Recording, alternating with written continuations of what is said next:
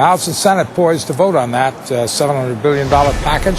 So what are the lawmakers saying about the plan? Let's ask them. And first on CNBC, we have Georgia Congressman David Scott and New Jersey Congressman Scott Garrett. Good morning. Both members of the Financial Services Committee. Gentlemen, Mr. Scott, I have a procedural question first. Is this going to be an up or down vote on the existing language, or can it still be tinkered with?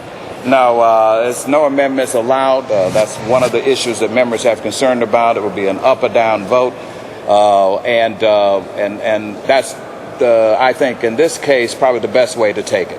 All right. Is it going to pass? I think it's going to pass, but I have some concerns about it.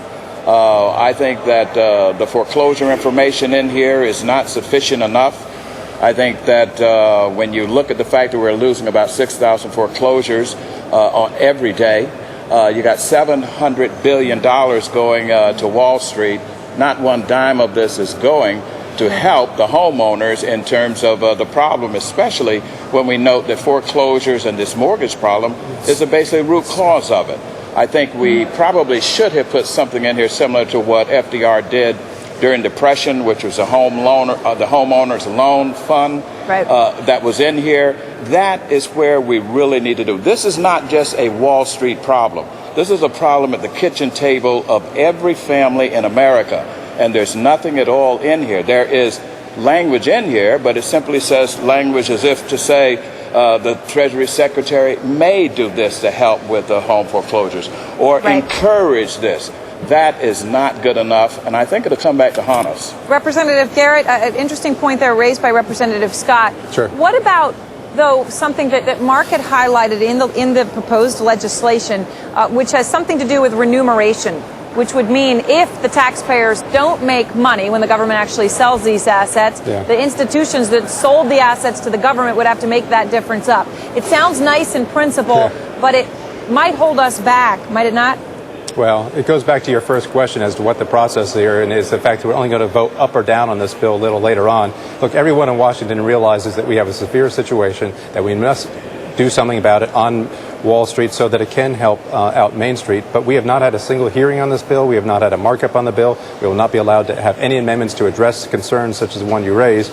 And you're right. I mean, it's almost laughable to think that 5 years from now, hopefully after this whole crisis has been over with and we're into a whole different economy at that time, that some Congress in the future is going to say, yes, we're about to put a tax, if you will, on Wall Street to try to recoup some of the money from 5 years ago.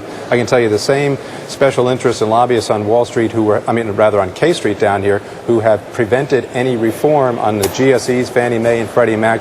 They were able to stop any reform in that area. They will be just as effective to be able to block any recoupment as it is for the taxpayer in the future. How are you going to vote on it, Representative Garrett?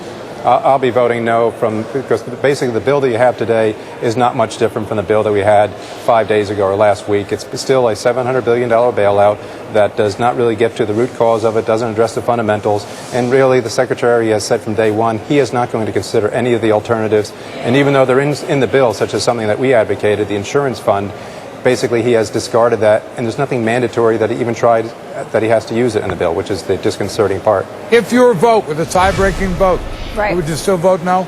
I would still vote no, because I think that if we voted no and the bill died this afternoon or before noon today, then the discussions that are literally going on as we speak right now in the basement of the Capitol of other outside experts, the former head of the FDIC is there coming in saying that there are alternatives to do this. Those discussions are going on as we speak. If we were to have this bill die at noon today, maybe then the administration and maybe then the Democrat majority would come together at the table again and say, yeah, let's look at some of these other alternatives. Gentlemen, thank you very much for your time. We know you're busy and we appreciate it. Thank Representative David Scott, Democrat from Georgia, Representative Scott Garrett, Republican from New Jersey. Coming up, oil crossing below 100. Now it's right at 100. Don't go away. And senior energy analyst with MF Global, John Kilduff, going to be with us. Here's the bottom line. 100 is still high. Are we going to get any alleviation of the pain at the pump that'll actually help the consumer? We'll be back. Wait a minute. Come Sorry. on. Where's Miss Glass That's why we got to be full? honest here. 100 is high. 100's cheap now?